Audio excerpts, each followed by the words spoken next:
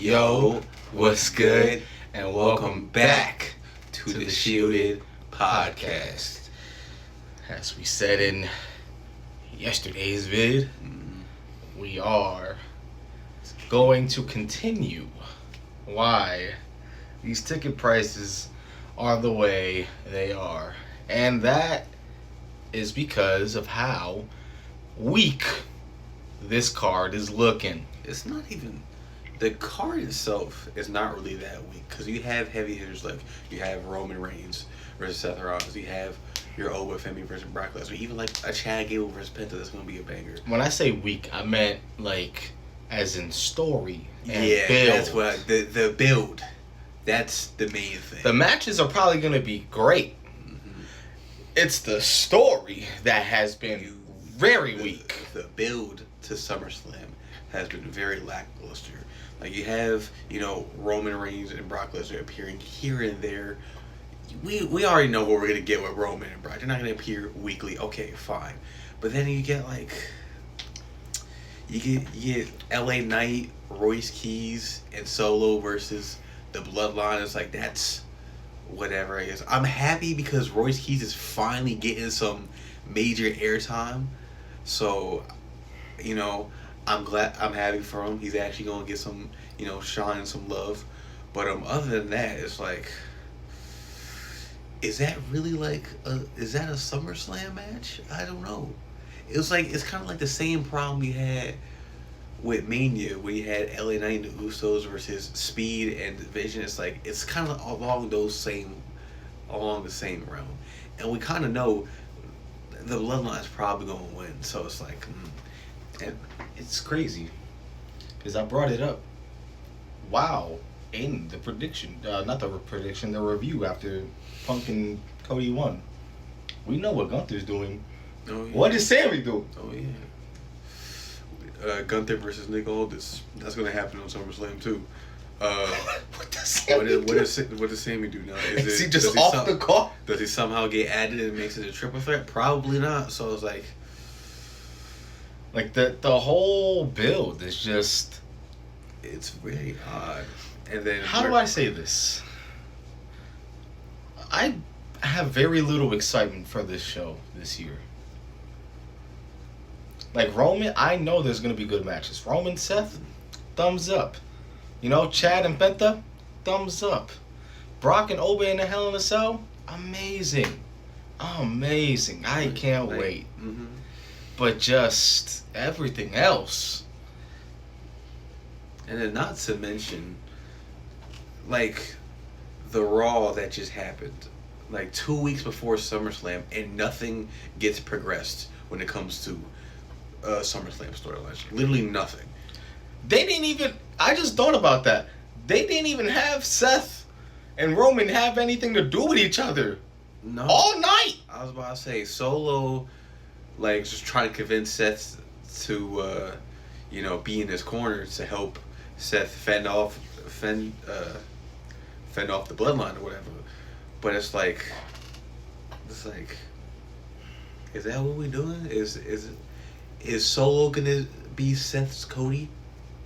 Is he gonna, or what? Y'all know what I mean. I kind of mixed that up. He's gonna be his shield. Yeah, he's gonna be his shield. Is Solo's gonna be Seth's shield like he was for Cody? I will say this though, as regards to Solo in his babyface era right now, he's doing some great work. I love this. I love Solo.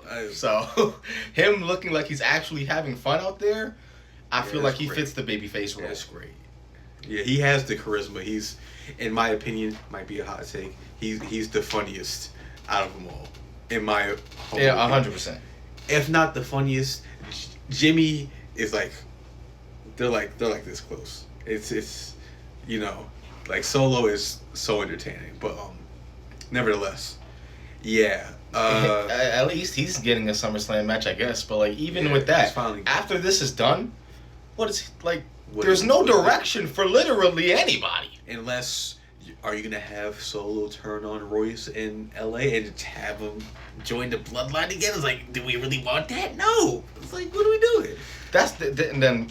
This is what we were talking about off camera. We're going to bring this up now because it kind of intertwines to why this card is looking the way it's looking and why the prices are what they are. Why? This whole year has there been so many vortexes? Mm-hmm. There's a lot of them. There's a lot of vortexes. Judgment Day, Vision, Bloodline. What's another? You can go with the Webaverse. Oh yeah, You can go to the Webaverse. Webaverse. With Davian Priest, there's and before they broke up, there was the MFT vortex. It's Why does WWE have like this hard on for getting everybody? You get sucked into these storylines that you can't get out of. By the way. And they go on forever. They don't end. We got Danhausen in the Judgment Day vortex. Now we have Danhausen versus Dominic Mysterio. Is that really Does anybody really want to see Danhausen versus Dominic Mysterio? Now listen, I understand Danhausen makes them a lot of money. And we all know TKO loves their money. So of course you gotta have him on every show possible. But come on. This is no different than Danhausen versus JD McDonough. And that was on the Saturday night's main event. And that's also another thing. Like, what are we doing with Dominic Mysterio, man? He had so much potential when you think about where he was last year. He has so much potential to be even a massive babyface. He's a great slimy heel. We all know that. But the cheers he was getting at Mania, you literally could have had the next Eddie Guerrero. Or something similar with Dom.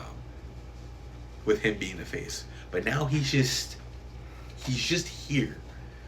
At least WWE was. Obviously in AAA, it's a little different because he's, the champ over there. But when I'm talking about in the WWE, like, they done killed his aura. This could be its own video. We can talk about the amount of potential in stars from last year into this year. We might have to make that into a video. There's been so much. There are endless names on that list. In a calendar year, endless we might have to names on that list. We might have to make that video. And then to go on to the Gunther and Nick Aldis match, it's probably gonna be good. We're familiar with Nick Aldis. We know he's a great wrestler, but and here's the issue: to the casual WWE fan, are we confident that they know that Nick Aldis was a wrestler before he got to WWE? There might be some kids who were just being introduced to Nick Aldis when he was introduced as the GM and only know him as a GM. So now we have Gunther, who, by the way, retired John Cena back in December and retired AJ Styles back in January. So now we're going to have him face essentially a GM, and that's no disrespect to Nick Aldis. Again, we're familiar with his game, but the casual WWE fan might not. So all they see him as is a general manager. So it's like they're not giving us anything to be excited about really outside of Oba versus Brock. And even then there was some weird stuff going on with that too, with Oba Femi giving up his title shot even though he won King in the Ring to face Brock Lesnar, and then the reasoning behind that was because he thought Brock would have cost him anyway. It's like, what are we doing? And this is probably the best way I can put the booking for this year's SummerSlam. We want a big, fat, juicy, meal that we would get at like a restaurant. We want that, we don't want an appetizer, but that's what we're getting. We're getting a little appetizer. It's like we're at Olive Garden. We're just getting the goddamn bread with the butter. We're not getting the goddamn pasta. We're not getting nothing. We're just getting the bread with the pasta, the bare minimum. We getting slop, man. We getting slop. But yeah, that's our opinions on the build to SummerSlam and why ticket prices are the way they are, because it's not an exciting product right now. But keep liking, keep reposting, join the IWF. Shoot the podcast out, man. Shoot the podcast out.